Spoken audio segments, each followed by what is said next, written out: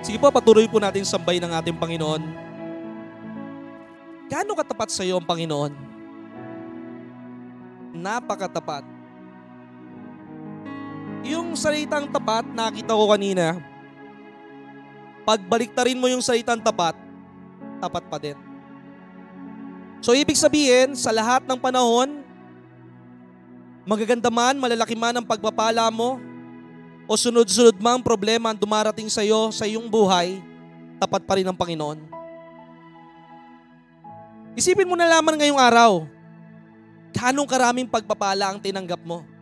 Huwag agad pera. Yung hangin na hinihinga mo. Yung pamilya mo na nakikita mo. Kahit man matigas ang ulo niyan, alam mo na babaguhin niya ng Panginoon.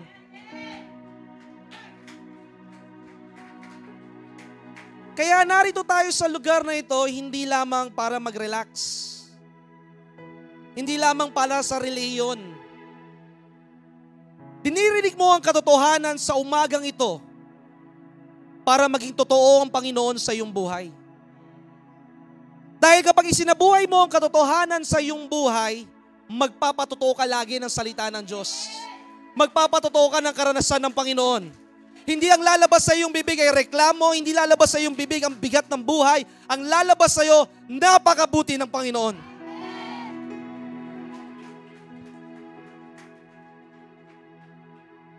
Ano man ang pinagdaraanan mo, sino ka man, hindi mahalaga yon. Ang mahalaga yung paglapit mo sa Panginoon.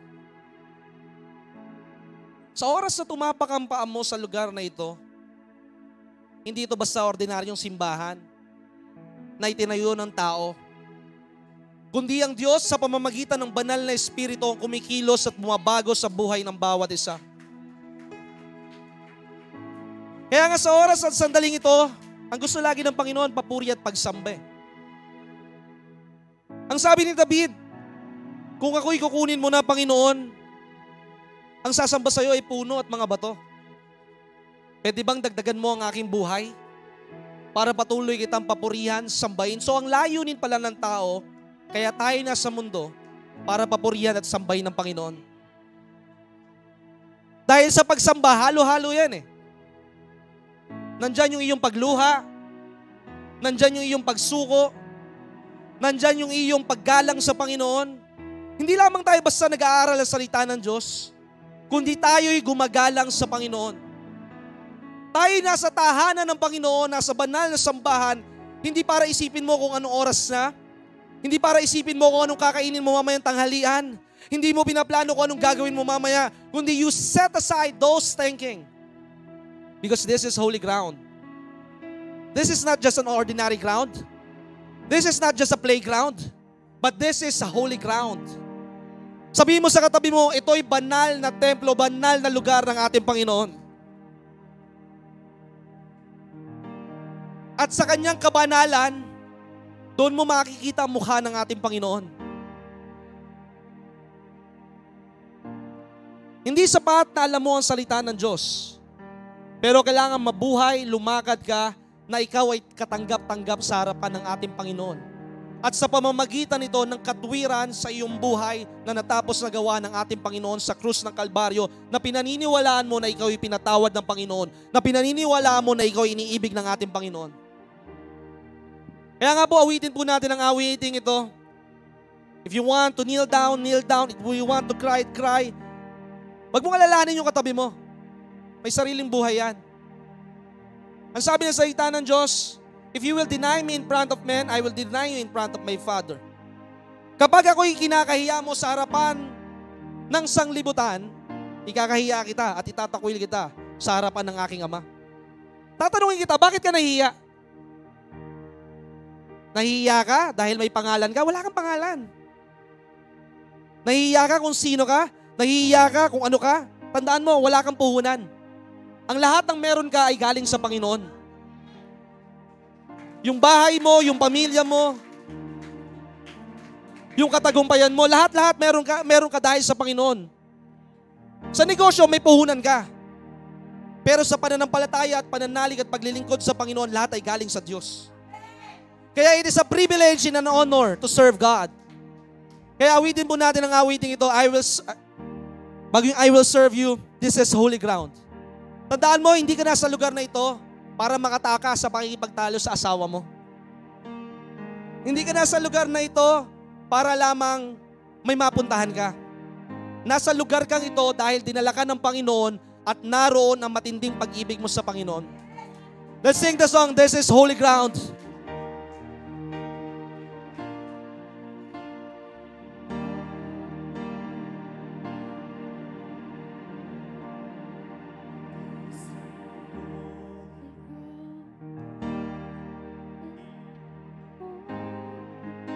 Tawagin ko po ang aking asawa para matulungan ang worship team. Ang sabi ng Biblia kay Moises, when he was in the burning bush, tanggalin mo yung sandalyas mo. Because where you are standing today is a holy ground. Yang inuupuan mo, hindi lang yung basta orokan or monoblock chair. Yang inuupuan mo, anointed dyan dahil sa banal na Espiritu.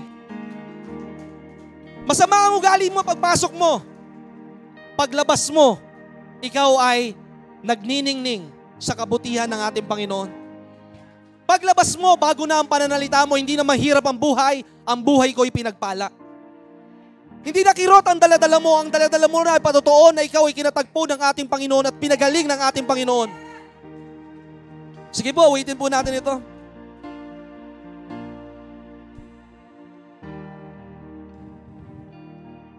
This is holy ground.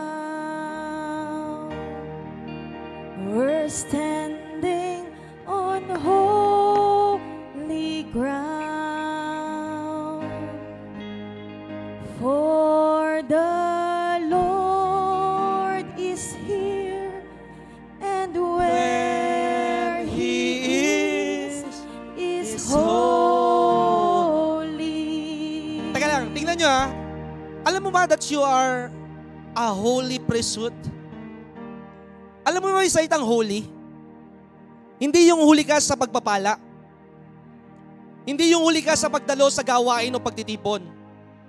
Yung holy, the word holy means set apart, sanctified.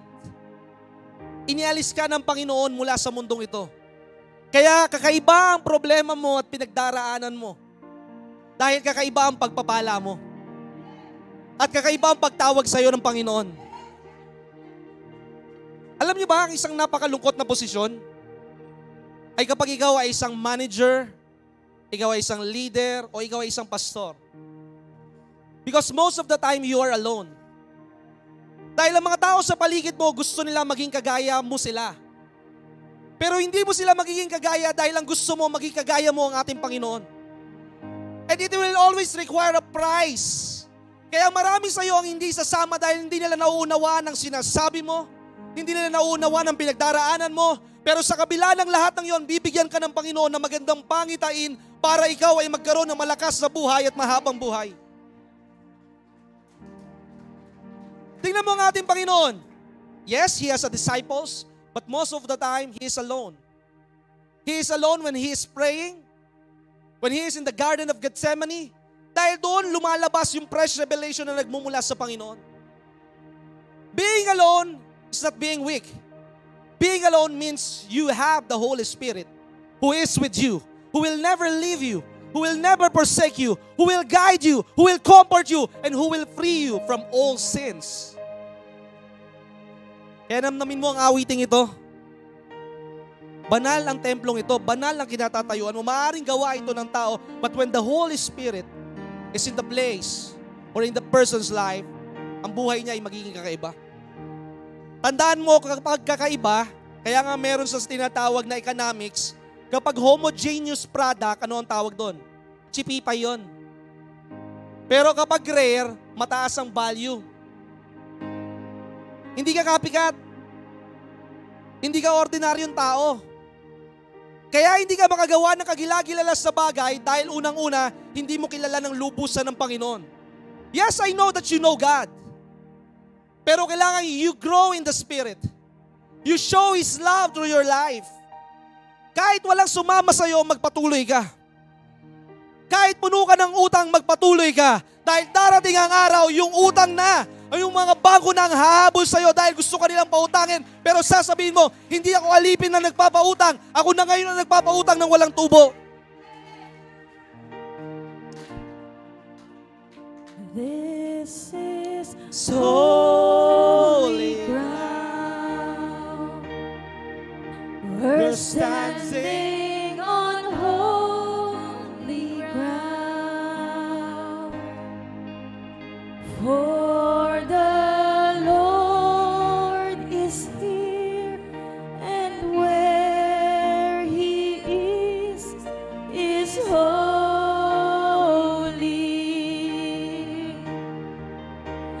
These are holy hands. Huwag mong gamitin, ikaw asawang lalaki. We're Huwag mong gamitin yung kamay mo para lifting saktan our yung asawa mo. holy hands. For the Lord is here, and where He is holy.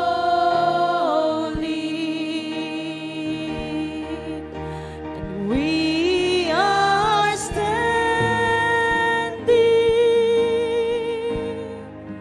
on holy ground.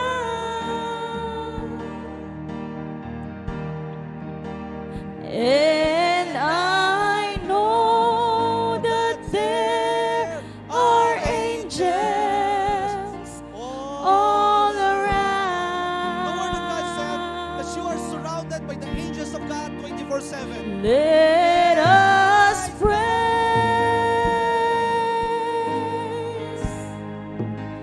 Jesus now.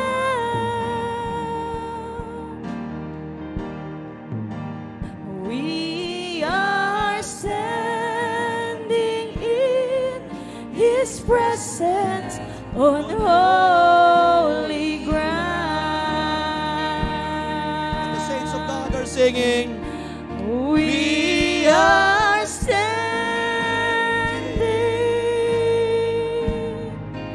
on holy ground. And I know that there are angels all around.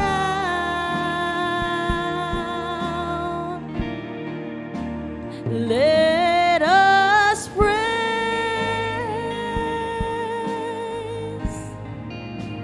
Jesus now.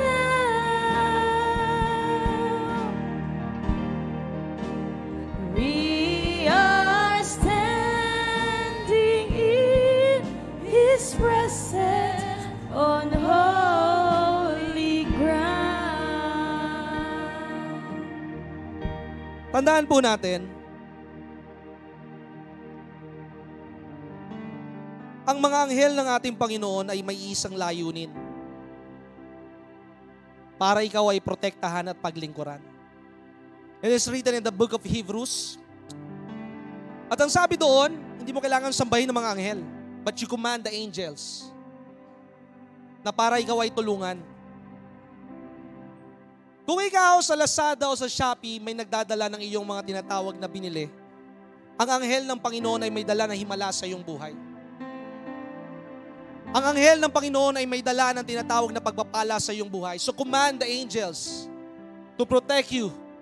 Command the angels na dalhin sa iyo yung mga pagpapala na inilaan ng ating Panginoon. Napakaliwanag ang sabi ng Book of Psalms.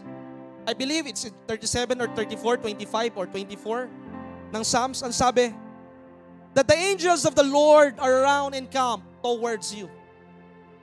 Nang anghel ng Panginoon ay nakapalipot sa iyo 24 oras. Hindi yung guardian angel mo yung namayapang mahal mo sa buhay. Ang anghel mo ay mga malalaking tao na mula sa ating Panginoon. Kaya nga hinahamon kita sa oras at sandaling ito, na huwag ka lang basta dumalo sa gawain na ito. Ikaw ay maglingkod sa Panginoon. Paano ang paglilingkod sa Panginoon? Napakasimple lang eh. Pagpasok mo dyan sa pintuang yan, ngitian mo yung mga kasalubong mo. Pagpasok mo sa pintuan niya, yung katabi mo, yung hindi mo nakakatabi, tabihan mo. Kamustahin mo, ipanalangin mo, and that is serving God. Ang paglilingkod sa Panginoon, hindi lamang sa pamamagitan ng pag-awit o pagtugtog. Ang paglilingkod sa Panginoon, hindi lamang sa pamamagitan ng pag-a-share. Ang paglilingkod sa Panginoon ay pagpapakita na si Kristo ay nabubuhay sa iyong buhay at iyong itinatranslate ang bawat naririnig mo para makapaglingkod. Because when you serve, God is preserving your life. And you have the rights for the rewards of God. Kapag ikaw ay naglilingkod, isang bagay langan. Ang pinapakita mo, hindi lamang sa Panginoon, kundi sa harapan ng maraming tao. Una, sa harapan ng Panginoon, kapag ikaw ay naglilingkod, nagpapakita ka ng pagpapakumbaba. Huwag mo sasabihin sa akin o sa Panginoon na ikaw ay busy. Marami kang kaabalahan. Hindi mauubos ang kaabalahan. Ang kailangan magdesisyon ka na isantabi, iyong iset aside yung mga kaabalahan mo sa buhay at unahin mo ang dapat na pangunahin sa iyong buhay. Ang sabi ng Biblia, if you want to be the greatest, then serve. If you want to be the first, then be the least. Kapag ikaw ay naglilingkod, hinuhuli mo at ibinababa mo ang iyong sarili dahil alam mo ang mga nagpapakumbaba ay iniaangat ng Panginoon. Bakit ang mga pastor ay mauunlad? Hindi dahil sa tithes and offering nyo. Because most of the time, your tithes and offering doesn't meet the needs of the church. Pero dahil alam ng Panginoon, ang inaasahan ng pastor sa kabila ng pangangailangan niya ay nagpapatuloy siyang maglingkod sa Panginoon at maglingkod sa tao, ang Diyos ang kanyang employer. Hindi ka pababayaan ng Panginoon. Sinasabi ko sa iyo, daramitan ka ng Panginoon. Tutustusan ka ng Panginoon. Palalakasin ka ng Panginoon at pagtatagumpayin ka ng Panginoon. Maglingkod ka na ngayon. Huwag na kapag ikaw ay retire na. Maglingkod ka ngayon, hindi kapag ikaw ay may problema na. Maglingkod ka habang maganda pa ang iyong buhay. Dahil kapag ikaw ay naglingkod, ang sabi ko nga last time sa post ko sa Facebook, wala kang pagkakait o isusumbat sa Panginoon dahil ikaw ay naglilingkod. Dahil tandaan mo, ang Panginoong Hesus ang unang naglingkod sa iyong buhay. Ibinigay niya ang iyong buhay. Ibinigay niya ang kakailanganin mo para ikaw ay mabuhay. Ibinigay niya ang nag-iisa niyang anak sa katauhan ni Kristo Jesus para tubusin ka sa iyong pagkakasala at para magkaroon ka ng kaunlaran at kaganapan at katagumpayan at mabuhay ka at hindi ka mamatay sa tinatawag na kasalanan. Ano pa ang hinihintay mo? You are always looking for a sign when you are the sign of God. Lagi sasabihin mo, Panginoon, maglilingkod ako kapag ako'y pinagaling mo. Maglilingkod ako, Panginoong Hesus, kapag dumating na yung malaking pagpapala ko sa aking buhay. Hindi mo pwedeng utusan ng Panginoon. Because He is God. Hindi ka kailangan ng Panginoon. Huwag mong tingnan na importante ka sa harapan ng Panginoon. Dahil lagi mong tatandaan, ikaw ay likha lamang ng Panginoon, pero sa kabila na ikaw ay likha ng Panginoon, ikaw ay inibig niya ng lubusan. Kantahin po natin, if you know this song, I really love the old song. Gusto ko laging kantahin kagaya ng aking ama, sa tahanan, sa sasakyan, sa bahay. For the last 2 days, ang pinapanood ko, namin magpamilya, yung tinatawag na Left Behind. Alam niyo yung Left Behind? Many are in the church, many are professing that they know Jesus Christ, but they are not showing their life that they are set apart. Ang sabi ng Biblia, ito yung nakakatakot sa Biblia eh. Nakakatakot talagang katotohanan kung hindi ka lumalakad sa katotohanan. Ang sabi ng isang bahagi ng Book of Titus, chapter 1, verse 15 to 16, they know Christ, they proclaim Christ, but they deny it through their lives. Kilala mo ang Panginoon, nagpupuri ka sa Panginoon. I am not condemning you. Just go on, magpatuloy ka dyan at babaguhin ka ng Panginoon din pagdating ng takdang oras. Maaaring hindi mo naunawaan ang sinasabi ko, pero kapag ang banal na Espiritu ang trumabaho sa inyong buhay, hindi ko trabaho baguhin kayo. Hindi ko kayo mababago. Dahil mismo ako sa aking sarili, hindi ko kayang baguhin. Ang trabaho ko, ipamalita ang katotohanan at ang mabuting balita. Ang trabaho ng Diyos ay baguhin ang inyong buhay. Ang trabaho ninyo ay isuko ang inyong buhay. And you will say, Lord, have your way in my life. I will serve you because I love you. You can say that you love God. Maaaring sabihin mo, mahal mo ang Panginoon, pero hindi ka makadalo sa gawain ng Panginoon. Always remember, weekend is not a vacation, but weekend is a dedication unto God, that you are dedicating yourself unto God because your body is the temple of God. And that is being holy. Pupunta ka sana sa resort, bibili ka sana ng bagong sapatos, magre-reunion sana kayo, masama ang pakiramdam mo, but you choose na dumalo sa gawain ng Panginoon because you love God.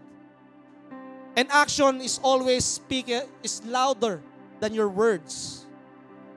Madaling sabihin na mahal mo ang nanay mo, pero hindi mo naman pinapasalubungan. Madaling sabihin na mahal mo ang magulang mo, pero sinasagot-sagot mo naman. Madaling sabihin na mahal mo ang trabaho mo, pero lagi ka namang late. Madaling sabihin na mahal mo ang asawa mo, pero ikaw ay nanonood pa rin ng pornography. And that is not love, that is lust, my friend. That is lust. Pita ng laman. Madaling sabihin mo na mahal mo ang Panginoon at ang Diyos na ang nabubuhay sa iyong sarili, pero kapag may kirot sa iyong katawan, hindi ka na makapagpatuloy. Then you are still living in yourself. The Word of God is so clear. It is not I that live. It is Jesus Christ that liveth in me. Unless that a man is born again, he cannot see God. He cannot enter into His kingdom. Kasi kapag ikaw ay pinanganak ng ating Panginoon, He is now your master. And you are willing to be taught. And you are willing to obey. And you are willing to follow Jesus despite of the burden of the price that you need to pray. Kantahin po natin ito, I will serve you because I love you. Alam niyo po yun? I love the charismatic song. Tandaan po natin, kaya gustong-gusto ko ang mga lumang kanta, not to judge anyone, not being judgmental, dahil yung mga sumulat, sila'y puspos ng banal na espiritu at hindi lamang immersion. Ngayon, inspirasyon lang ng tao eh. But these are the inspiration of the Holy Spirit. If you will know the story of those old song, charismatic song, kung bakit nila ito nilikha, maunawaan nyo kung bakit kumikilos ng makapangyarihan ang Diyos at ang banal na Espiritu sa kanilang buhay. Sabi ng Biblia, what shall separate you from the love of Christ? What are you waiting for? Serve God. When you serve God, every day of your life, mapupuno ka ng ipagpapasalamat ng Panginoon. Kung sa tao at sa kumpanya nagtatrabaho ka, sinesweldohan ka. Pag sa Diyos ka naglingkod, hindi lamang tuwing 15, katapusan, tuwing December ang iyong pagpapala, makikita mo sa lahat ng dako, dumarating ang pagpapala sa iyong buhay. Alam niyo bakit ko masasabi? Isang katibayan ng aming pamilya. Mag-umpisa tayo mula sa pinakasimple. Ang aking asawa, sabi ko nga minsan, binibiro ko eh. Kung sa halaman merong green thumb, magaling ka magpatubo ng halaman, ang asawa ko, pag sumasali sa rapo, laging panalo. 3 weeks ago, or a month ago, nanalo siya ng isang mamahaling gift certificate na worth 5,000 pesos. Wala siyang ginastos sa pera. Last 2 days ago, nanalo siya ng tinatawag na mga, kung ano-ano mga merchandise na worth 10,000 pesos. Si Abby nanalo ng worth 15,000 pesos na mga apparels. Pero wala kaming ginastos sa pera. Pag nasa iyo ang Panginoon, you will attract the blessing. Because the blessing is in you. Ang lahat ng suot ko, sapatos ko, damit ko, maliban lamang sa sintron, lahat yan ay pagpapala na hindi ko hiningi sa tao. Pero dinamitan ako ng Panginoon sa pamamagitan ng tao. Nung isang beses nga, may lumapit sa akin, Pastor Jonathan, yung blue kong sapatos. Sabi niya, gusto ko suotin mo ito eh. Nakalimutan ko yung tatak. It's worth about 15,000, 17,000 pesos. Sabi ko, hindi ko mabibili yan pag ako yan. Kaya huwag kayong maiinggit o mag-iisip na masama. Ang ganda ng suot ni Pastor. And you are being judgmental. Ang sabi ng isang kapatiran na galing Canada, Pastor, saktong-sakto at malambot ito sa iyong paa. Napakagwapo mo lagulo kapag ikaw ay nagtuturo kapag suot mo ito. Why? Because I know the principles of life. Basahin ko lang na mabilis bago tayo kumanta.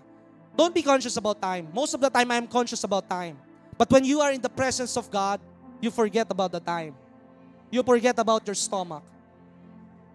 Because you are isolated, you are filled, at ikaw ay nalulunod sa kabutihan ng ating Panginoon. Ang sabi ng salita ng Diyos in Job 36, verse 7 muna, basahin natin. Job 36 verse 7, and then we go sa lagi sinasabi ni Bishop in verse 11.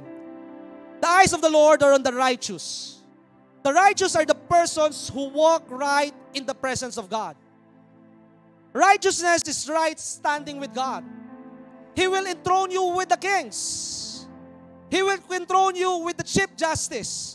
He will enthrone you with the captains of the captains. He will enthrone you with the governors. He will enthrone you with the presidents. He will enthrone you with the billionaires. Because what is the reason?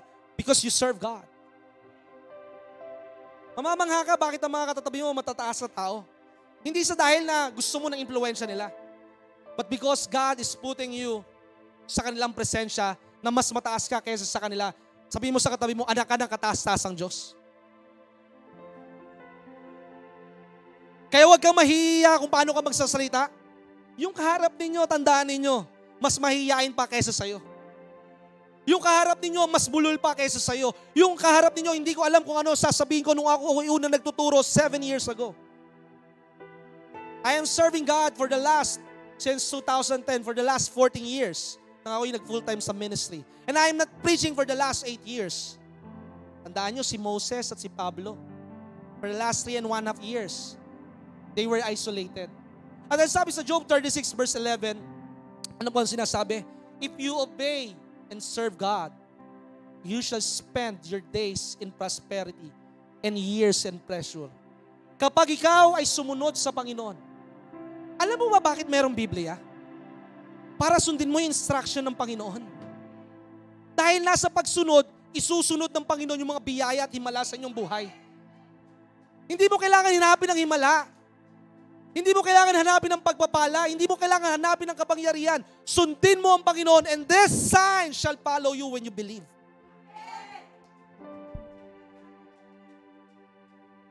Hindi ka na padadalhan ng disconnection notice ng mga utility bills. Sa unang araw pa lamang ng pagdating, nung tinatawag na utility bills mo, it is already paid. Dahil hindi mo na problema ang pera. At sumunod doon, if you obey and then you serve. Ang sabi ng isang mamahayag, the highest form of position is when you are a servant. Because you cannot buy the heart of a servant. Hindi ito matutumbasan ng pera. And because you obey and serve God, ang buhay mo, alam mo yung word na prosperity? Hindi lang basta pera. Puno ka ng katagumpayan, kapayapaan, kagalakan. Puno ka ng tinatawag na magaganda at mabubuting balita. At higit sa lahat, ang sabi doon, you shall spend your days in prosperity and pleasures. The pleasures, ano ba yung pleasures? Ano ba ang pleasure ng ating Panginoon? If you delight yourselves in the Lord, He will give you the desires of your heart. Kapag ikaw ay naging katanggap-tanggap at karapat-dapat sa harapan ng Panginoon, hindi lamang second hand. Sa unang, parang second hand ang mga ginagamit mo. Pero darating ang panahon, ikaw na magiging pangunahin. Hindi ka na mahuhuli. Sa aking buhay, maaaring ako man ay nahuhuli sa aking buhay, pero kagaya ng sabi ng salita ng Diyos, ang mga nahuhuli ay mauuna din. Kaya ka nahuhuli dahil gusto mong matutunan yung mga bagay na natutunan mo doon sa mga taong nag-squandered ng pagpapala. Para hindi mo ito sayangin, pahalagahan mo ito at ipagpasalamat mo lagi sa Panginoon. Sige po, kantahin po natin for the last time, I will serve you because I love you. Just say, sabihin muna natin, Panginoon, mahal kita. I love you, Jesus. I love you, Holy Spirit. I love you, Father God. I love you, Jesus. I love you, Holy Spirit. I love you, Father God. I love you, Jesus. I love you, Lord!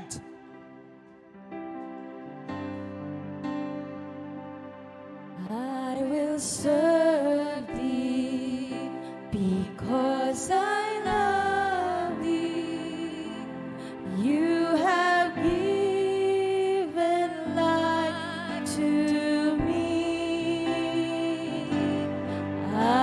was nothing. Wala kang kwenta nung natagpuan ka ng Panginoon eh. Ano pinagmamalaki mo sa harapan ng Panginoon? Given life to me. Heartaches, broken pieces, ruined lives are why you died on Calvary. Your touch is what I long for. You have given life to me. I will serve you because I love you. You have given life to me. I was nothing until you found me. You have given life to me. Heartaches, broken pieces, ruined lives are why you died on Calvary. Your touch is what I long for. You have given life to me. Panginoon, isang hipo lamang po sa aming buhay. At kagaya ng babaeng dinudugo, magbabago ang aming kinabukasan. Maaaring kami man ay patuloy na nahuhulog sa kasalanan. Isang pabor at paghipo mo lamang sa amin, Panginoon. Pandiririyan na po namin ng kasalanan. Isang hipo mo lang sa amin, Panginoong Yesus. At magkakaroon ng kasaysayan ang aming buhay, Panginoon. Magkakaroon ng kabuluhan ang aming buhay, Panginoon. Magkakaroon ng malalaking pagbabago, Panginoon, na mula sa kahirapan, Panginoong Yesus, kami uunlad. Na mula, Panginoong Yesus, sa pagiging tinatawag na huli, kami magiging pangunahin, Panginoon. Mula sa kahihiyan, Panginoong Yesus, bibigyan mo kami ng karangalan, Panginoon. Isang paghipo lamang sa aming buhay, Panginoon. Magbabago ang tinatakbo ng aming buhay, Panginoon.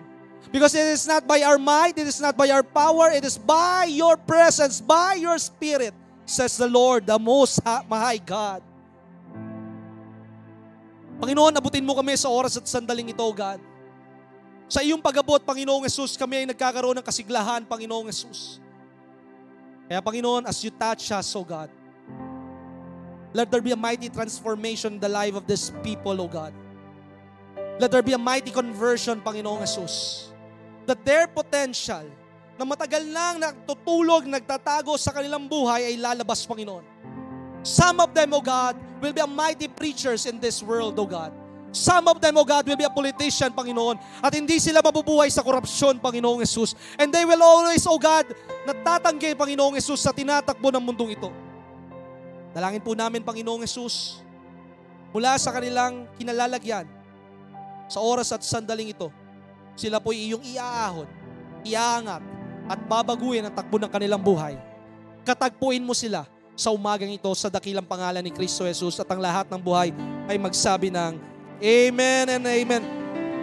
Bago po tayo umupo, can we cross the aisle?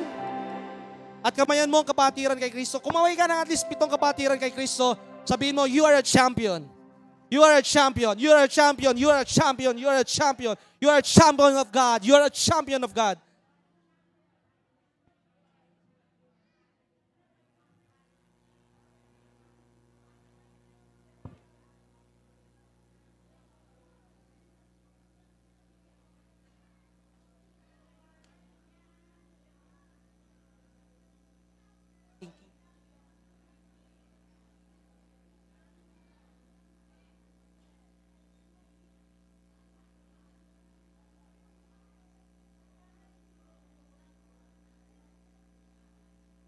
Kagabi, habang ako'y nananalangin sa Panginoon at nagtatanong kung ano ang aking ipapangaral sa umagang ito, biglang pumasok sa aking isipan, bakit kaya kapag sa concert, ang lahat ng tao gusto sa unahan? Pero sa simbahan, gusto lang lahat ng tao ay nasa likuran. Bakit kaya pagdating sa pila ng ayuda, gusto mo laging nauuna? Ayaw mo na nahuli.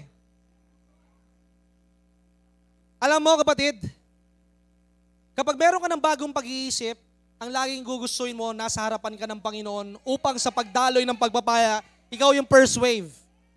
Kung sa bagyo, ang pagtama ng bagyo, kapag unang naglandfall ang bagyo, salong-salo ng unang lupang tatamaan. Tama naman di ba po? Kasi kapag third landfall, fourth landfall na mahina na ito, kailangan magkaroon tayo ng tinatawag na desire, thirst, and hunger na gusto natin, Lord, I wanna sit at your feet. Gusto kong masambot yung anointing mo. Gusto kong maunawaan yung nice na mensahe mong ipaliwanag at ipaunawa sa aking buhay so that my life will change course. Kaya simula sa linggo, magunahan kayo na umupo sa harapan. Huwag malapit sa CR, huwag kayong ihi ng ihi at inom ng tubig. Tandaan mo, just imagine this. Paano kaya bigla nag-rapture? Ikaw ay papuntang CR. O kaya papunta ka, iinom ka ng kape o kaya iinom ka ng tubig. My brothers and sisters in Christ, we are not just studying the Word of God, but we need to have a reverence with God. Kung nandito ang Pangulo ng Pilipinas, baka kayo ay magpa-picture lahat. Baka kayo ay hindi uminom ng tubig, baka kayo hindi magsitayuan. Kasi ginagalang nyo yung presidente at natatakot kayo sa mga PSG niya. Pero kung bibigyan natin ng mataas na parangal ang Panginoon, tinitiyak ko sa iyong buhay, ang buhay mo ay magiging pinagpala. Manalangin po tayo ngayong umagang ito, and the title for today's preaching ay napakasimple lamang, Strengthen Your Foundation. Palakasin mo ang pundasyon ng iyong buhay. Dakilang Ama, nakasuko po kami sa iyo. Ang aming buhay, ang aming araw, ang aming pamilya, Panginoon. Ikaw po ang kumilos sa buhay ng bawat isa na sa kanilang pakikinig, Panginoong Hesus, walang gawa ng kaaway ang makakasira, makakaistorbo sa kanila, Panginoong Hesus, dahil higit pa sa pilak at ginto ang iyong banal na salita. Kaya dalangin po namin, Panginoong Hesus, umupo man sila na maraming problema, lalabas sila, Panginoong Hesus, na may malaking pangitain sa buhay. Umupo man sila na luhaan, Panginoong Hesus, lalabas sila, Panginoong Hesus, na napapaiyak sila dahil sa sobra-sobrang spiritual na pagpapalang kanilang tinanggap. Kaya dalangin po namin, Panginoong Hesus, na ikaw po ang siyang kumilos sa buhay ng bawat isa. Hubugin mo sila, palaguin mo sila, at higit sa lahat, sila'y maging makapangyarihan, puno ng otoridad, at puno ng pahid na nagmumula sa iyo. Upang paglabas nila ng simbahang ito, sila'y kagigiliwan ng kanilang mga kasakay sa jeep, sa tricycle, sa sasakyan, sa tindahan, Panginoong Hesus, dahil nakikita nila ang iyong muka sa kanilang muka sa pangalan ni Kristo Jesus, at ang lahat ng buhay ay magsabi ng Amen and Amen. Simple lamang po ang teksto natin na ibinigay ng Panginoon sa umagang ito. It's about Jude verse 20. Sasabihin nyo, bakit walang chapter? Isa lang yung chapter ng Jude . Diba? Jude 1 verse 20 to 21. At ang sabi po dito, in Jude 1 verse 20 to 21, but you, beloved, build yourselves up in the foundation of your most holy faith. Continually progress, rise like an edifice higher and higher. Let the love of God, waiting anxiously and looking forward to the mercy of our Lord Jesus Christ, which will bring you to eternal life. Isa-isayin natin. The foundation of your life. The foundation of your most holy faith. Alam mo ba yung pundasyon ng iyong tinatawag na pananampalataya? The bedrock of your most holy faith is Jesus Christ. Kapag ang iyong katagumpayan, ang sabi ni Billy Graham, ay sa pamamagitan ng promosyon, sa pamamagitan ng impluensya, sa pamamagitan ng pera, sa pamamagitan ng kasikatan, yon ay mababaw na katagumpayan. Ang sabi nga ng isang mangangaral, the poor substitution for influence is position. The poor substitution for influence is position. Kahit wala ka sa posisyon, kapag ikaw ay sinasamahan ng Panginoon, ang lahat ng tao sa paligid mo ay makikinig sa iyo, igagalang ka at susunod sa iyo because they see the leader in you. They see Jesus in you. Isipin po natin mga kapatid, sa isang bahay, ano ba ang nagpapatayo nito, nagpapatibay nito? Ano ba ang nagiging dahilan kung bakit ito'y nagiging isang bahay? Ang pundasyon. So sa madaling salita, anong ginagawa ng pundasyon? Nagpapatibay? Pero according to the Webster Dictionary, the main purpose of foundation is to carry the weight of the building. Ang tinatawag na layunin ng isang pundasyon ay ang pagbubuhat ng bigat ng isang bahay. Kung yan ay 3 palapag, 11 palapag, 20 palapag o 100 palapag, mas matibay, mas malalim ang pundasyon. So sa madaling salita, kapag sinabi ng isang tinatawag na engineering section ng isang municipality na sira na ang bintana ninyo, hindi ibig sabihin na tapos na ang pundasyon mo. Pag nasira ang pintuan, hindi ibig sabihin wala nang kwenta ang pundasyon mo. Pag wala nang pintura, hindi ibig sabihin wala nang pundasyon mo. Patuloy ka pa rin niya bibigyan ng operating permit. Patuloy pa rin niyang sasabihin, it is safe to live in that house because the foundation is still fixed and strong. Pero kapag ang foundation ang nasira sa bahay, that's the time na isang building ay makokondemn. So what I am trying to say, kapag ang iyong buhay ay hindi si Kristo ang pundasyon, kapag dumaan sa matinding pagliligligan, ikaw ay mabilis na mawawasak, tatalikod, magtatampo, manlalamig. When Jesus Christ is the foundation of your life, dumaan ka man sa apoy, hindi ka masusunog. Dumaan ka man sa ilog, sa tinatawag na baha, hindi ka malulunod.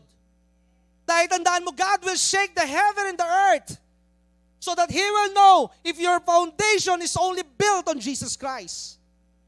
Huwag mo sabihin na kapag ikaw ay naging Kristiyano, walang tinatawag na pagliligligan. Pag ikaw ay naging maalam sa Panginoon, mas matindi ang labanan mo so that the integrity of the building will be tested. So sa madaling salita, hindi lamang basta kilala mo si Kristo, hindi lamang basta alam mo at sinusulat mo at minememorize mo ang salita ng Diyos, pero nagkakaroon ka ng deeper relationship sa ating Panginoon sa pamamagitan ng ano? Sa pamamagitan ng pananalangin, pagsasabuhay ng salita ng Diyos, pagbabago ng mga kaibigan sa paligid mo. Pag nagbago ang kaibigan sa paligid mo, dumaan ka man sa ligligan, sila ang magpapatibay sa'yo dahil alam nila ang pananalangin ang pinaka-the best na ipapayo nila sa iyong buhay. Hindi inuman, hindi babae. Tingnan mo, sa pamilya, sa mga kalalakian, pag ang lalaki na nasira sa bahay, kadalasan magulo ang pamilya. Tatanungin ko kayo, ang sabi ko nga sa mga binabible studyan ko last Wednesday and Thursday, just a ponder to think. Nung si Satanas diniceive si Eva, anong ginawa ni Eva? Kinagat, kinuha yung prutas. Hindi bumagsak ang sangkatauhan. Tama po ba? Pero nung binigay na ni Eva kay Adan at kinagat ni Adan yung tinatawag na mansanas, doon nagkaroon ng pagkakasalang sangkatauhan. So what I am trying to say, kapag kadalasan ng ama ang nawawasak sa tahanan, ang buong tahanan ay nagkakagulo.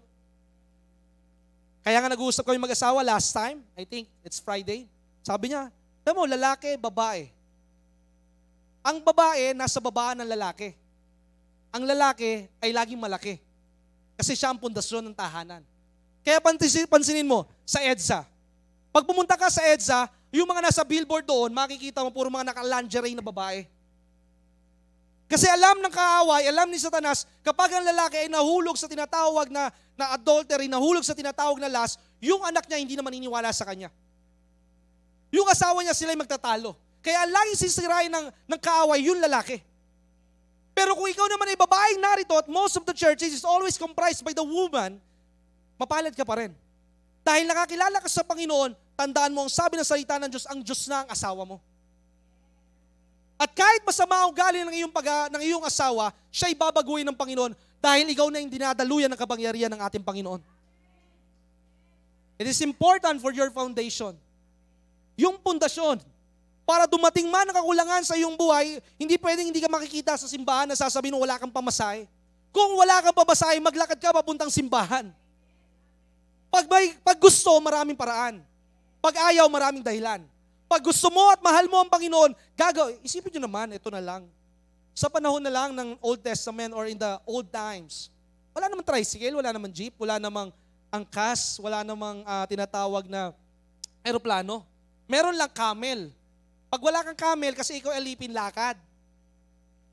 At yung paglakad, hindi lamang 1 kilometer. Naalala ko nung ako'y nag-aaral ng kolehiyo dahil medyo ako'y mahiyain at hindi ko alam mapapunta sa Makati dahil napaka-traffic, nilakad ko simula yung Magallanes hanggang Bikutan.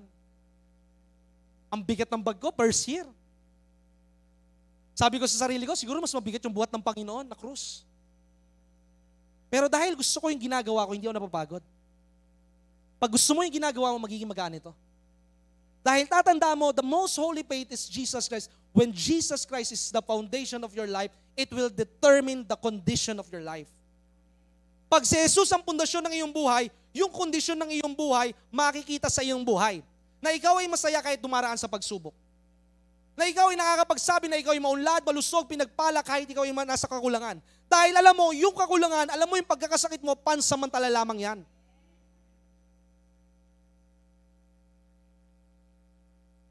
When you have a strong mind, you will never complain. Because a strong mind always endures the pain. But the weak mind always complain even if there is no problem.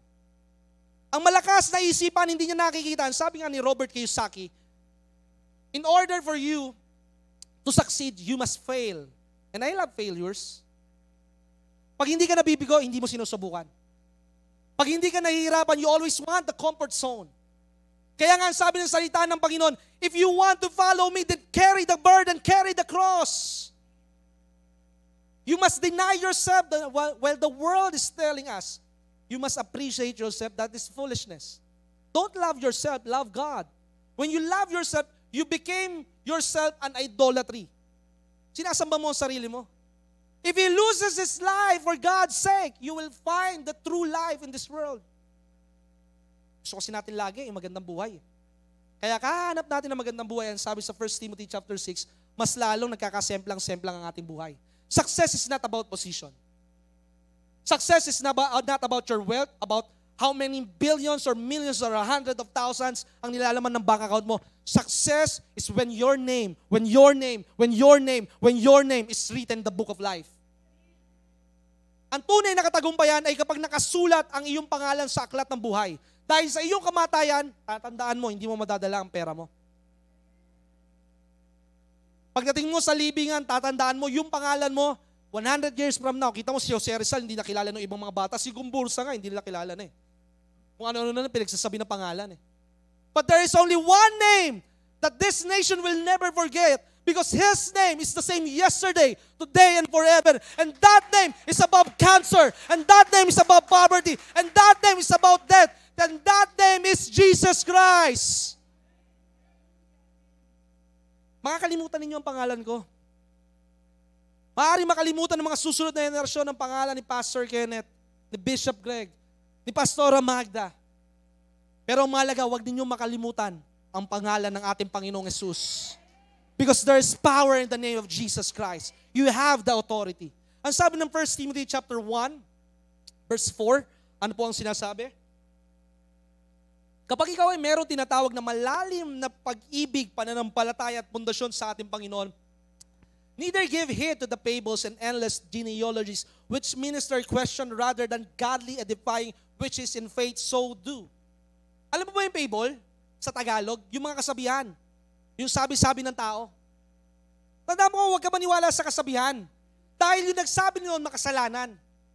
Yung nagsabi noon, hindi niya mismong isinasabuhay yung sinasabi niya. Ang laging tayuan mo, yung salita ng Diyos na hindi nagbabago. Ang laging tayuan mo, yung salita ng Diyos na puno ng pangako at maggaganap sa iyong buhay kapag ito'y iyong pinaniwalaan at nilakaran. Na kapag sinabi ng Diyos, ikaw ay ulo at hindi buntot, hindi ka magiging alipin sapagkat ikaw ay laging itataas ng ating Panginoon.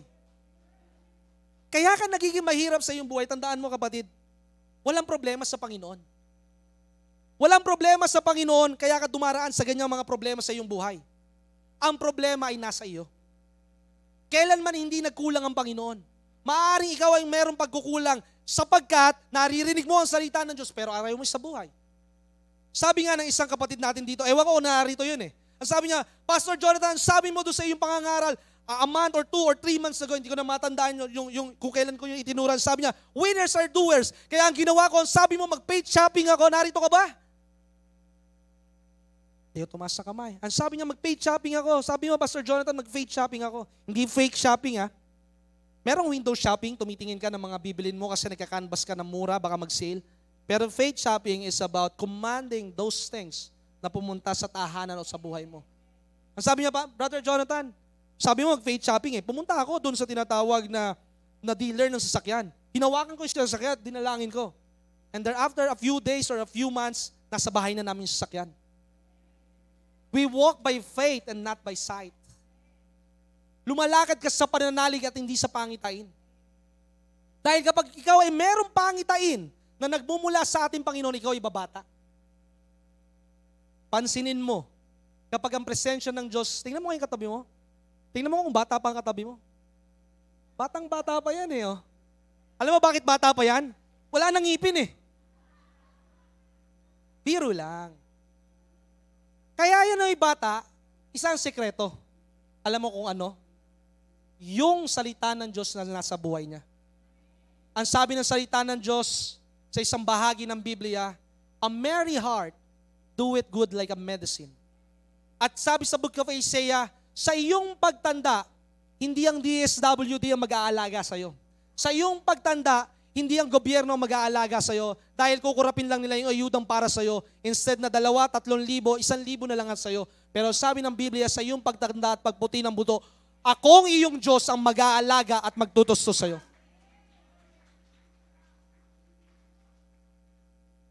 For the last several weeks, matindi ang pinagdaraanan ng aming pamilya, but still, we can rejoice in the Lord. Sa nakalipas na 3 linggo, ang aming nanay na si Mami Alita ay dumaraan sa tinatawag, hindi niya masabi kung severe asthma or ano eh. Kung ano, pero meron siyang trace na gano'n nung siya'y kabataan. Every day, hindi siya nakakatulog for the last 3 weeks. Pero hindi namin nakita sa kanyang katawan na siya'y mamayat, manghina, sa halip, ang ginagawa niya, yung kanyang ipagpapa-ospital, ibinibigay niya sa gawain ng Panginoon. Dahil ang sabi niya, ayaw kong mapagnakawan ako ng kaaway. And that is the most holy faith. Who is your foundation? Kapag ang pundasyon mo ang Panginoon, kahit huling hininga mo, ibibigay mo sa Panginoon. Ang sabi niya, ayaw kong papasok ako sa ospital, tutubuhan ako. Alam ko, dahil sabi niya, matagal na akong tinatawag na nurse. Ang aking mga kamag-anak ay mga doktor. At mismo yung doktor na kamag-anak niya na alam niya kailangan operahan, sabi niya, hindi ako magpapa-opera dahil alam ko kapag ako yung nagpa-opera, ako yung magiging baldado. They know. Because they're from the medical field. They have hospitals in the US. They know. Kagaya nga nung isang sikat na tinatawag na doktor, siya ay nagpapayo tungkol sa mga cancer. Pero nung siya na ang dinapuan ng cancer, siya ay hinang-hina. So what I am trying to say, hindi tayo kayang iligtas ng tao. Pero kaya kang iligtas ng ating Panginoon. Ipinapakita lang ng Panginoon na sa oras na lumapit ka sa Kanya ng lubusan at isuko mo ang iyong buhay, doon ka magkakaroon ng panibagong buhay at panibagong kalakasan. Kaya nga huwag tayo maniwala sa mga sabi-sabi. Kaya maraming tao ay nalilinglang. Why? Because of ignorance of the Word of God. Because of ignorance about Jesus Christ. Ang sabi ng isang bahagi ng Biblia in the book of Genesis chapter 1, ang sabi doon, that you are created in whom? In the image and likeness of God. Tingnan mo nga yung katabi mo kung sino kamukha niyan. Huwag mo sabihin kamukha ng tatay niya yan, ha? O kaya ng nanay niya yan. Ha? Kamukha yan ni Jesus. Kamukha yan ng Panginoon. Maaaring iba-iba man tayo ng mukha, pero yung espiritu niya kamukha ng Panginoon. Kaya maganda ang pag-uugali niyan. Minsan nga lang naliligaw dahil napapalibutan ng mga tinatawag na kontaminadong tao. Ang sabi ni Isaiah, kaya madumi ang aking bibig, dahil napapalibutan ako ng mga taong may maruruming bibig. So it is important to change the people that surrounds you. Because when you change the people surrounds you, especially with godly people, sila ang magpapalakas sa iyo through the Word of God. And when you cannot pray, they will pray for you. Yun ang gawain ng kaibigan. Hindi yung pinag-uusapan kapag ikaw ay wala. Ang gawain ng kaibigan, ikaw ay laging pinapanalangin sapagkat kagaya ng sabi ng salita ng Diyos, ang sabi ni Pablo, ang sabi ni Pablo, ang laging sinusulisit ni Pablo, bukod sa tinatawag na offering para sa gagastusin niya sa Macedonia, ang isinusulisit niya sa bawat simbahan, you always pray for me. Panalangin. Dahil kapag ikaw ay idinadalangin, hindi ka mapapalagay sa alanganin. Pag ikaw ay laging idinadalangin, bibigyan ka ng Panginoon ng bukas na mata para makita mo ang solusyon sa bawat na problema. Kaya nga sabi ng salita ng Diyos in the book of 2 Corinthians 5 verse 17, ano po ang sinasabi doon? That you are a new creation. Old things has passed away. Old things become new. Bago ka na nilalang. Hindi ka na yung lumang nilalang. Kaya nga unang kalaban ng tao, alam mo kung sino? Hindi si Satanas. Ang sarili mo.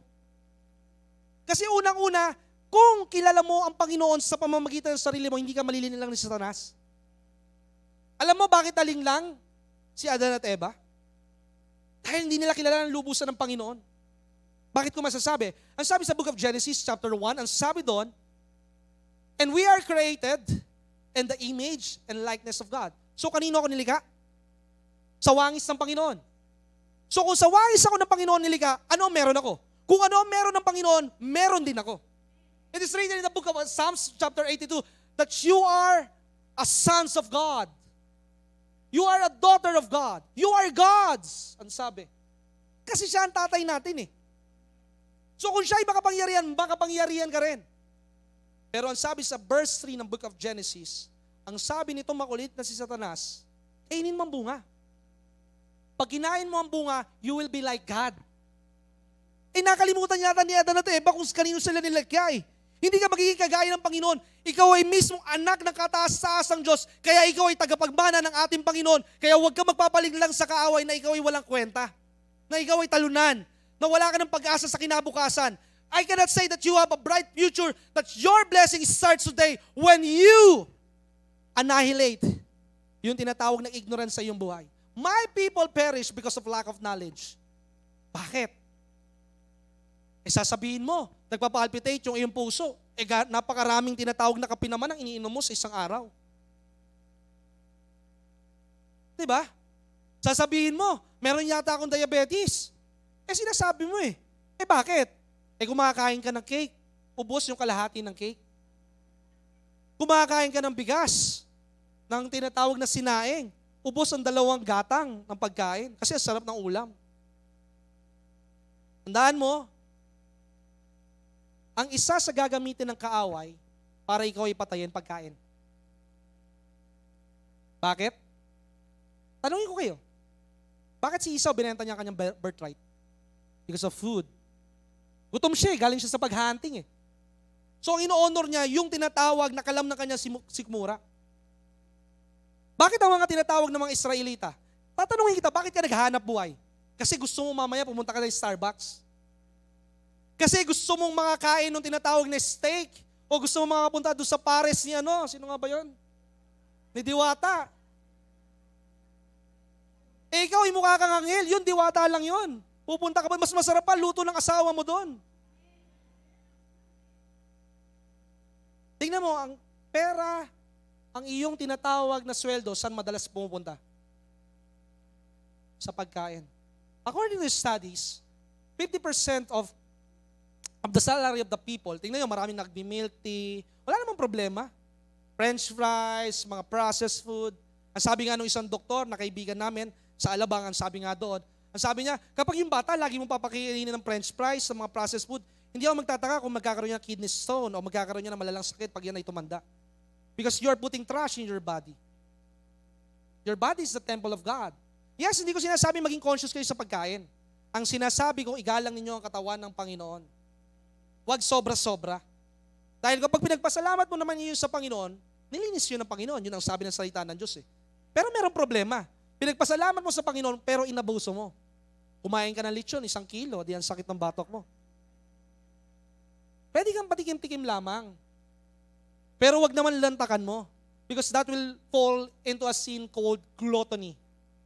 Alam niyo ba bakit maraming pastor ang namamatay? Because of food. Kasi Kapag hindi namin makokontrol lahat ng aming pupuntahan, pupunta ako kila Sister Emelda, pupunta ako kila Brother Junjun, pupunta ako sa bawat isa ng bahay, paghahandaan nyo kami ng pagkain. Hindi namin matatanggihan. Pero tandaan nyo, hindi namin uubusin yon dahil marami pa kaming pupuntahan, baka kami mabondat na. Tingnan mo mga Israelita. I-check ko ang oras. Asa umpisa pa lang ako ng intro. Purihin. Tingnan mo mga Israelita. Alam mo kapag ikaw ay puno ng salita ng Diyos, I remember in one of the church in Singapore, ang kanilang tinatawag na service is 4 hours. Kaya ang lahat ng kanilang miyembro, naalala ko merong simbahan dito sa Alabang, na kaibigan namin ng isang leader ng church. Ang sabi niya, Pastor Jonathan, my daughter is a doctor, my son is a doctor. 6 a.m. pa lang nasa simbahan na sila naglilingkod sa Panginoon. 9 a.m. pa ang service. Nagpe-pray na sila, nagpa-practice na sila, nagde-discipleship na sila because they know the secret in life. Serve God and honor God. Professional na yon. May grocery store na yon. Pero sa kabila ng kanilang yaman, they want to serve God. They want to serve people. Ang problema sa atin, ayaw natin paglingkuran ng Panginoon. Gusto natin tayo yung pinakalas. Gusto natin nasa dulo tayo. Gusto natin yung una tayong mag-i-exit. Tandaan mo, wala sa exit ang pagpapala. Nasa pintuan ng Panginoon, kapag binuksan niya, ikaw ang unang tatanggap. Kaya tingnan mo mga Israelita, bakit pa sila napapunta sa Babylon? Hindi ba? Dahil sa kanilang anak na si Joseph? Dahil pinaiwan nila si Benjamin? If you will know the course of the Bible, you will know yung tinatawag na deeper, na tinatawag na illustration ito. Huwag ang pagkain ng tao lamang ang hanapin natin. Ang sabi ng salita ng Panginoon, man shall not live on bread alone, but on every word that proceeded out on the mouth of God. Magpakayaman ka sa salita ng Diyos. Alam kong daraan ka sa sakit. Alam kong dadaan ka sa kakulangan, pero hindi mo ito iindahin. Because always remember this, a strong mind will always have the ability to endure pain. And when you endure the pain, you learn from the messages of pain. A year ago, sabi ko nga po sa inyo, nagkautang ang simbahan, hindi dito, sa Green Hills. Liit lang naman eh. 2.2 million dahil nung lockdown. So it is na accrued. Nag-ipon-ipon. Plus yung monthly na tinatawag na rental. So kailangan bayaran ng church for the next 1 year from September that year to August this year. Liit lang, 5 million. Sabi nung isang kapatiran, Pastor, ba't hindi kayo natatakot? Ba't ako matatakot? Hindi ko naman gawain ito, hindi ko naman utang yan. Utang yan ng Panginoon ko. At ang aking Panginoon, hindi niya ipapahiya ang kanyang pangalan.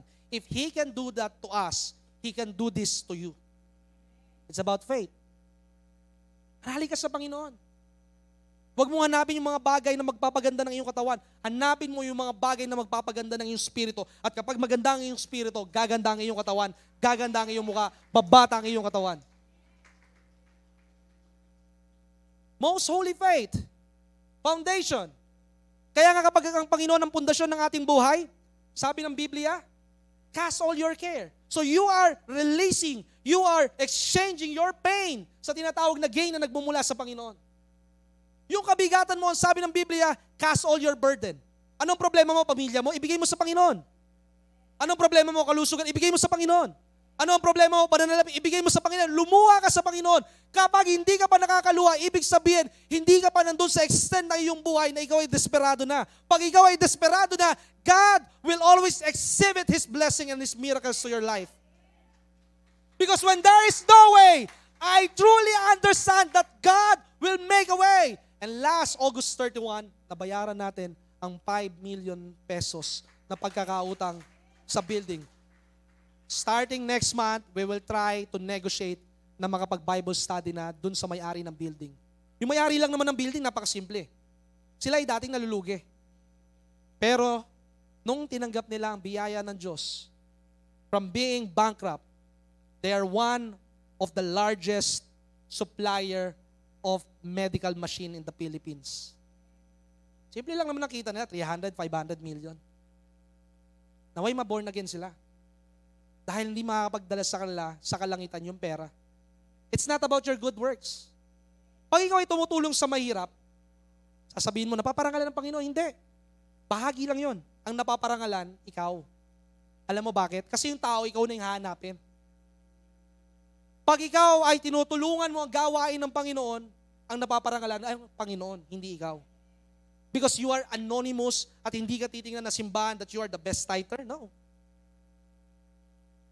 Titingnan ng Panginoon that you are sowing and helping the people in the best possible way through their conversion of mind.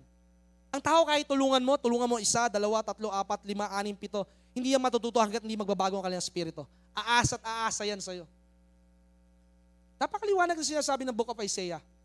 Pag ikaw ay tumutulong doon sa taong nangangailangan at naging vision na niya yung paghingi sa'yo, ikaw at yung taong tinutulungan mo ay parehas na babagsak. Is it my word? No, that is not my word. It is the word of God. Turuan mo siya. Tulungan mo sa isang beses. Turuan mo sa pangalawang beses. Sa pangatlong beses, turuan mo siya ng tunay na susi sa buhay. That when he knows the word of God, wisdom will flow. And when wisdom will flow, ways will be exposed. Kapag nasa iyong karunungan, dadaloy ang tinatawag na kaparaanan. Hindi ka dapat nanghihirap. Hindi ka dapat dumaraan sa tinatawag na parang matinding kala mo pinagbagsakan ka ng langit. Hindi langit ang nagbagsak sa'yo. Ikaw mismo sa pamamagitan ng mga desisyon mo sa buhay. Ang hindi pwedeng kontrolin ng ating Panginoon yung desisyon mo. Because God has given us the free will. You have a choice, umupo dyan. You have a choice na para magbasa ng Biblia. Tandaan nyo, it is not enough. I am saying it is not enough na narito lamang kayo every Sunday. Make Monday, make Tuesday, make Wednesday, Thursday, Friday, and Saturday a Sunday to your life. Araw-araw mag-aaral ka ng salita ng Diyos. Araw-araw manalangin ka sa Panginoon. Araw-araw magsalita ka sa ibang wika. At unang-unang magbabago sa'yo yung pananalita mo. Dahil bakit magbabago ang pananalita mo? Dahil nagbabago na ang nilalaman ng iyong puso. Nagbabago na ang nilalaman ng iyong isipan. At kapag bago yon, yung source na pinagmumulan ng bibig, tandaan mo, ang nagpapadumi sa tao, hindi yung kinakain niya. Ang nagpapadumi sa tao, yung nilalaman ng kanyang puso. Ang sabi nga ni Bishop Greg, ang pinakamagandang universidad sa Pilipinas o sa mundo, hindi ang ganitong paaralan, hindi ang ganung paaralan. Ang pinakamagandang universidad ay ang universidad ng karanasan. Sapagkat sa karanasan na pinagdaraanan mo, dun sa problema ang pinagdaraanan mo, dun kang higit mananampalataya sa Panginoon, dun ka higit na mananalig sa Panginoon, dun ka higit na mananalangin sa ating Panginoon. Lahat tayo dapat maunlad. Hindi lamang sa pananalapi, kundi sa kagalakan at kabutihan.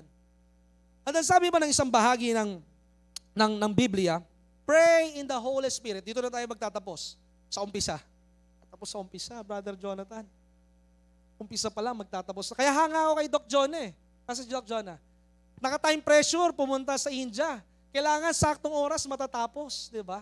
And it is an ability to control. Because one of the enemy of the person is not Satan. The enemy of the person is his self. Number 1, self-discipline. Number 2, fear. Number 3, is your procrastination. Self-discipline. Ikaw, ayaw mong gigising na maaga. Sasabihin mo lagi, pagpapasok ka sa opisina, late ako. Tanda mo yung opisina, hindi mag-a-adjust para sa'yo. Ikaw mag-a-adjust para sa opisina.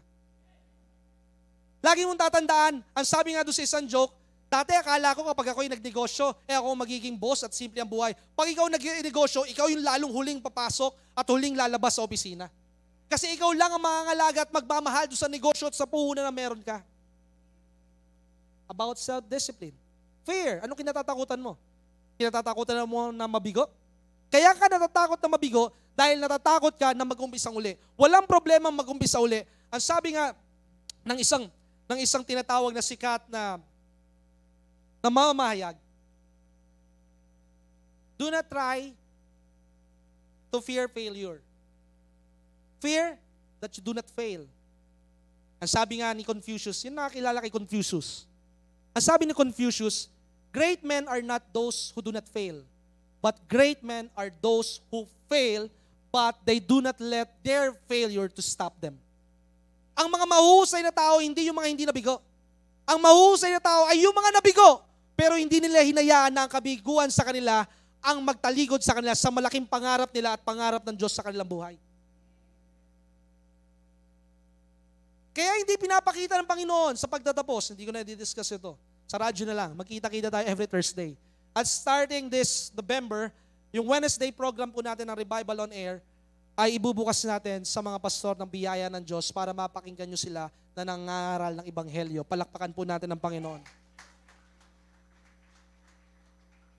Every Wednesday, from Monday to Friday, you can hear the Word of God. Pastor Ken preaching, Pastor Dexter preaching, Bishop Greg preaching, I preaching, and our fellow pastors from biyaya ng Diyos, kumbaga ba magiging pastor's hour every Wednesday. So that they will know kung gaano kahirap ang mangaral na ang katapat mo lang ay camera at walang tao. So that they will know kung gaano kahirap magsalita na ang kausap mo lamang ay telepono o cellphone. Because there will be no response. Because we are not after the response, we are after that we have done what God has told us to do, to preach the gospel at any cost. Kaya nga, sa pagtatapos, kahit hindi pa matapos, pray in the Holy Ghost. Ang sabi ng Jude 1, verse 20. Manalangin ka sa banal na Espiritu. Dahil kapag ikaw ay nananalangin sa banal na Espiritu, paano yung Brother Jonathan? You ask for the gift of tongues. Kaya nagbabago ang aking pananalita, it's not because I read a lot of books. It's not because I watch a lot of Facebook or YouTube content. It's because I am speaking in tongues most, ang sabi ni Kenneth Hagin. Malalaman mo ng isang manganganta, na isang tao, na isang pastor, na isang lingkod ng Diyos, ay totoo sa pamamagitan ng kanyang pagsasalita. Because you can feel it in his heart. You can test every spirit. You can feel it in your faith na ito'y tama because you have the same faith. Dahil bakit?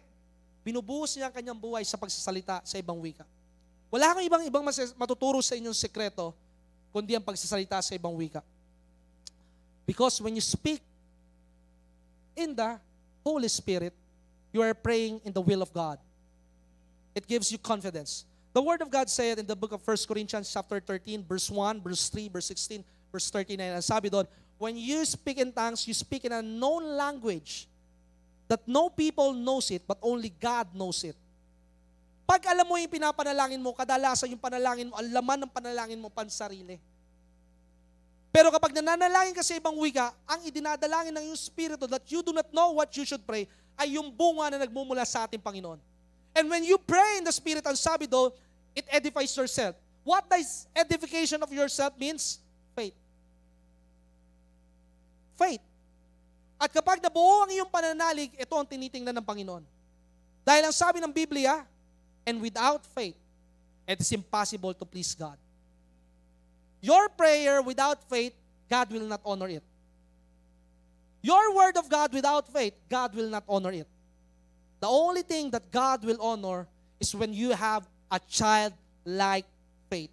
Maniwala ka sa Panginoon na kayang-kaya niyang baguhin yung asawa mo. Maniwala ka sa Panginoon na kaya kang paunlarin ng Panginoon. Maniwala ka sa Panginoon na kaya mo makapagtapos ng pag-aaral kahit ikaw ay working student. Maniwala ka sa Panginoon na yung bank account mo na nagsara, bubukas ang Panginoon ng 10 bank account para sa iyo. Maniwala ka sa Panginoon na yung asawa mo ng babae magbabalik sa iyo. Huwag mo siyang talikuran, huwag mo siyang kasuklaman. Gamit siya sa iyo ng Panginoon para ma-produce mo yung tinatawag na tunay na pag-ibig. Manalangin po tayo. Dakilang Ama, salamat po sa umagang ito.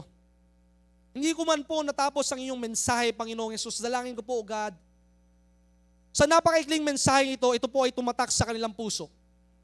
Ito po ay nakasugat sa kanilang puso, Panginoong Yesus, so that it will have a scar. And when they have a scar, they will have a remembrance, O God, of how you love them, O God. Ang sabi mo sa iyong banal na salita, Panginoon, you hurt us, sinaktan mo kami, and you also heal us. You heal us so that we will remember that you discipline us because you love us more so that we will not fall into the trap of the enemy, O God.